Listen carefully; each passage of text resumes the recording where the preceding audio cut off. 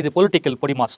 சமூக சேவையில் நூற்றாண்டு கண்ட ஆர்எஸ்எஸ் இயக்கம் அதிமுகவை வழிநடத்துவதில் என்ன தவறு என மத்திய அமைச்சர் எல் முருகன் கேள்வி எழுப்பியிருக்கிறார். முருகன் உண்மையைத்தான் சொல்லியிருக்காரு. ஆர்எஸ்எஸ்க்கு எஸ்எஸ் என சொல்லும் கட்சிதான் அதிமுக. ஜெயலலிதா மறைவுக்கு பிறகு பாஜகவின் பிடிக்குள் அதிமுக போய்விட்டது என்ற விமர்சனம் தொடர்ந்து வைக்கப்படுகிறது.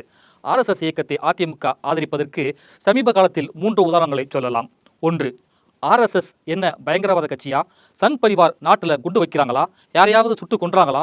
மகாத்மா காந்தி கொலைக்கு ஏன் ஆர்எஸ்எஸ் இழுக்கிறீங்க என்றெல்லாம் ஆர்எஸ்எஸ் புகழ் பாடினார் அதிமுக முன்னாள் அமைச்சர் ராஜேந்திர பாலாஜி. என்ன ஆர்எஸ்எஸ் என்ன பயங்கரவாத கட்சியா? சங் பரிவாருக்கு என்ன சங்க பரிவார் என்ன நாட்டில் எங்கே குண்டு வைக்கிறாங்களா? ஆர்எஸ் என்ன எங்கே குண்டு ரயில்களை கவுத்தாங்களா? சொல்லுங்க. ஆர்எஸ் காரங்க பூரா யாரையும் சுட்டு கொண்டான்னு சொல்லுங்க. மகாத்மா காந்தி கொண்டது ஒரு கொலையாளி. அதுல எதுக்கு ஆர்எஸ் இழுக்கிறீங்க? 2. 2024 அக்டோபர் 6ஆம் தேதி விஜயதசமி விழாவிற்காக கன்னியாகுமரியில் ஆர்எஸ்எஸ் பேரணியை அதிமுக முன்னாள் அமைச்சர் தளவாய் சுந்தரம் கொடியசைத்து தொடங்கி வைத்தார். அது சர்ச்சையை ஏற்படுத்தியதும் தளவாய் சுந்தரத்தின் அமைப்புச் செயலாளர் கன்னியாகுமரி மாவட்ட செயலாளர் பொறுப்பிலிருந்து எடப்பாடி பழனிசாமி நீக்கினார். அதற்கு அடுத்த மாதமே தளவாய் சுந்தரத்தை சேர்த்துக் கொண்டார்கள். 3.